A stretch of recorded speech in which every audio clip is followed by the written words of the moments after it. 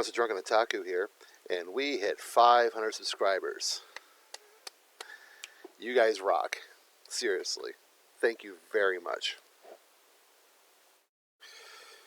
I was originally planning on shooting this video earlier, but I finished Onimonogatari and it fucking wrecked me. I'm not going to get into spoilers for anyone who hasn't seen the show, but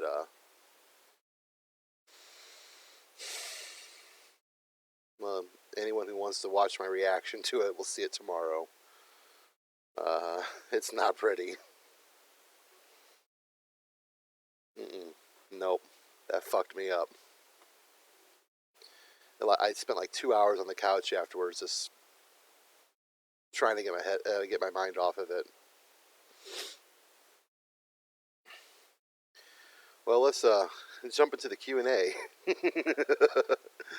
So, Prane Lavos 11 says, if you're reacting to Renai Bukan, then you've got to react to Sugumomo. Yeah, Sugumomo. He's asked me that in another video as well if I would react to it. And, you know what? I'll take a look at it. You know what? Fuck it. Apparently it's funny, so I could use another comedy. So, shit, fuck it, why not? That's a currently airing show. Was like on episode 4 right now. So then,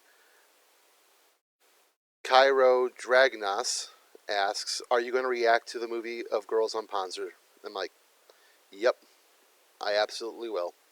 It'll be a few more days." I was planning on reacting to a lot of stuff tonight. I mean, I chugged coffee hours ago. I don't have to get up early tomorrow, but I should have saved Monogatari for last on my reaction list, but that fucked me up. Alright. Etched Tongue. Makes me think of the game Cthulhu Etched Tongue. Anyway, he asks for a question, would I make a Discord server for my subs? Yeah, absolutely. I will make a Discord server. Fuck it. Pick out a name, guys. Seriously. I don't know. I'm bad at naming shit. So come up with a fun name, and I'll use it for a Discord server and set it up. IQ asks, describe some of the most jaw-dropping plot twists you've ever seen without spoilers.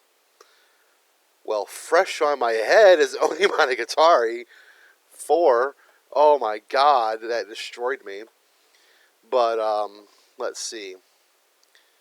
Madoka had some pretty good plot twists in it that I didn't really see coming. Steins Gate, episode 12. Let's see. ReZero, episode 15. 14, technically the end of that episode. That one was pretty gut-wrenching. Let's see. They weren't like exactly plot twists, but you know, Evangelion gave me a huge kick in the stomach a couple times, like actually quite a bit. End of Evangelion, no one could see that coming. No one in their right mind could see end of Evangelion happening.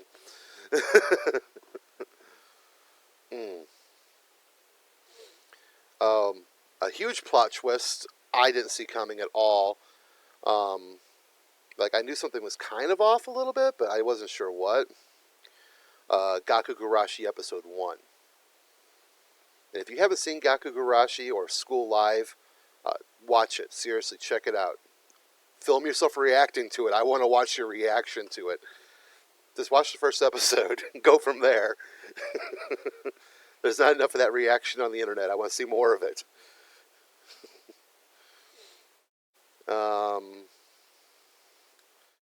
Trying to think of other really good plot twists that made my jaw just go, ugh.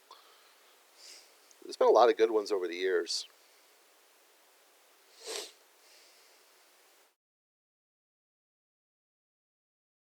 yeah, I'm drawing a blank right now at this point. It's like 2 o'clock in the morning at this point, so you know. What countries do my subscribers come from? Well, last I checked, the majority of my subscribers are actually from Japan, and then of course America, and I got quite a few in Mexico and some South American ones as well. So if you're from another country, you know, give me a shout out. Let me know, you know, in the comments down below. Yeah, I like to know where everyone's from. Um, Danny 3LL3 asks, he says, Suka Suka is my favorite from the season. Yep, it's about my favorite too right now at this point. Have you explored availability of fixed wireless internet providers for your home? It would use an outdoor high-gain antenna for a point-to-point microwave link to the provider's tower. I have not checked up on that, and thank you. I will take a quick look on that one when I get a chance to do a little searching, try to figure out how to get something like that set up. Mikey Henson. All right. What do I do for a living? Well,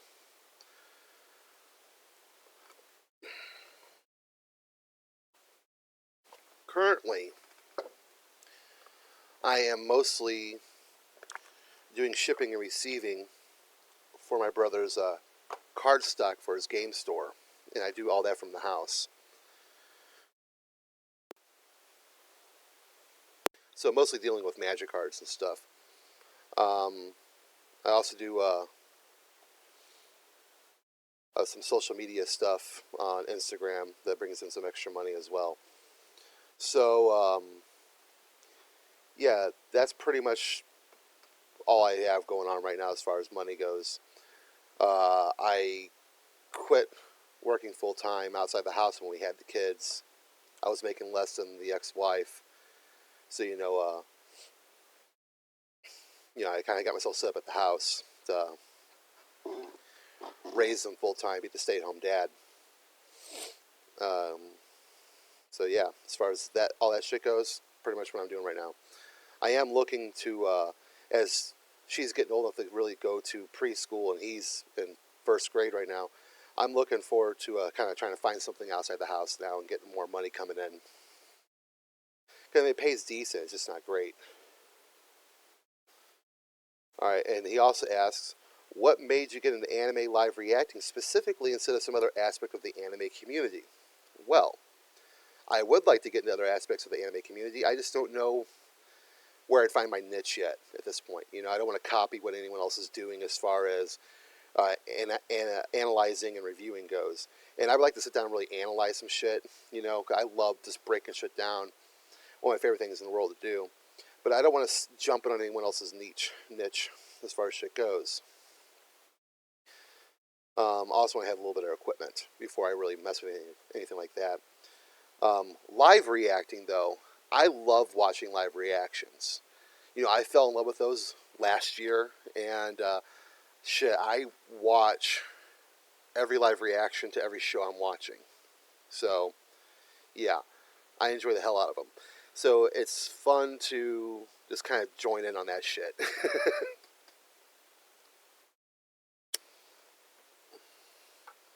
So yeah, the only reason I'm doing live reacting is because, hell, I'm already watching the anime, and I have fun doing it.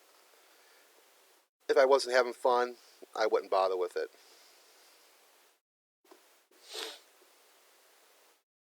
Alright.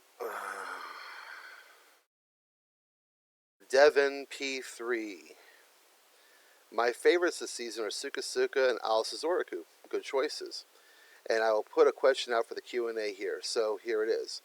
What are my top 10 anime? Okay, so you're asking the hard fucking question right there.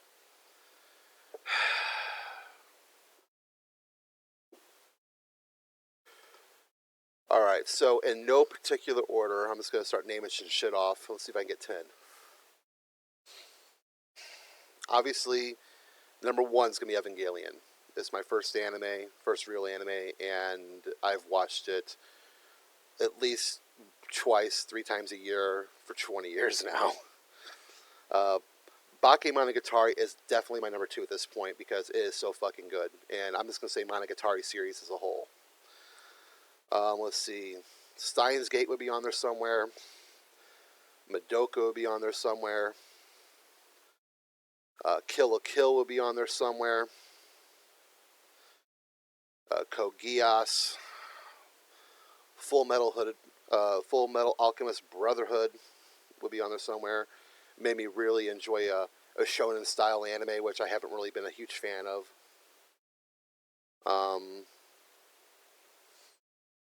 Trigun is like a very nostalgic choice for me, and I love the hell out of it. The original Mobile Suit Gundam and the associated films that go along with it, and the sequels. I would classify on there, man. I was a huge fan of that shit for a long time. Record of Lodoss War, the OVA series, is another one that I was a very nostalgic choice for me. It was also another one of my first animes, and I love the hell out of it. I'm really excited it's getting a nice Blu-ray re-release this year.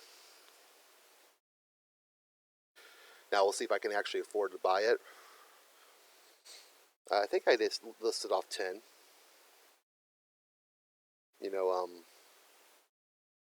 I might put a fun comedy on there as well, like, Nairuku-san, Another Crawling Chaos. That was a lot of fun.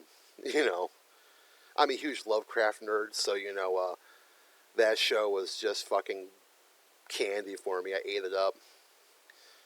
And they had the main MC being the Sun Deer, and it was pretty funny as hell. Let's see. What else did he ask? And what do you think about horror films? Do I like any? Do I like horror films? Okay, so I was raised on horror. Literary horror, but horror nonetheless.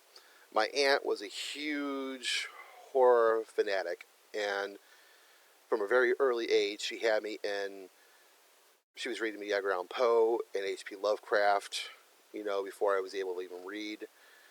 And she got me really interested in horror. And, I was never a kid who was scared of anything. The dark never bothered me. Being alone didn't bother me. I didn't have nightmares from the horror. She definitely showed me films she probably shouldn't have. Like, I was maybe like 5 when she showed me Night of the Living Dead. And we used to watch it all the time together. She showed me all kinds of classic horror films growing up. And I have a huge spot for zombie films because of, the way I was raised. And, yeah, she was awesome. She was awesome. And I remember in first grade, I was reading very, very well at that point. And she gave me Stephen King's The Dark Tower series, the first book, The Gunslinger, and a dictionary to go along with it. And, yeah, I spent most of my first grade learning how to read that book. And that was the first grown-up book I read on my own. And, one of my favorite series of all time.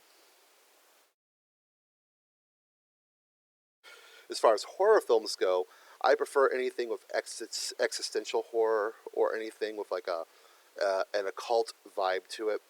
But as a general rule of thumb, I like pretty much all horror. I can enjoy a super serious, super dark horror slasher film.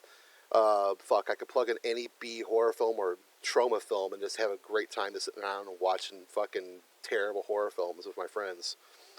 So, I mean, I used to have a really huge horror collection of films. When me and my ex split up, though, we kind of, divvied that up together. So I lost a lot of that. And I lost another box of films in a move, sadly. But, I've got still have probably close to 2,000 films in my horror library at this point still. I don't even have the space to get them all unboxed at this point. I need to get some good shelving space up and just unpack all that stuff at some point. So I got a lot of shit in the attic still. But yeah, horror. Love it. Love fucking horror films. Let's see. I had a question on Twitter as well. And that was from Spybdar. Have I seen Kizu Monogatari Part 3? No, I have not. I was supposed to see it in theaters with friends, and that fell through. So, my loss is your gain. Once a good Blu-ray version of it comes out, a nice rip, I will be reacting to that, just like I did Part 2 and Part 1. So, you guys will get to experience my reaction to that whenever I finally get around to it.